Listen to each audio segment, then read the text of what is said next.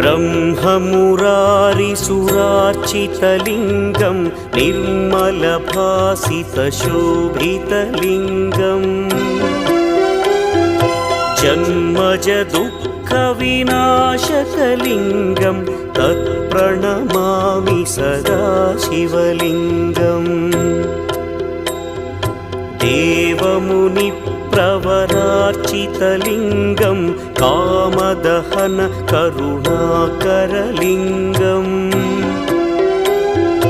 रावणदर्पविनाशकलिङ्गं तत्प्रणमामि सदा शिवलिङ्गम्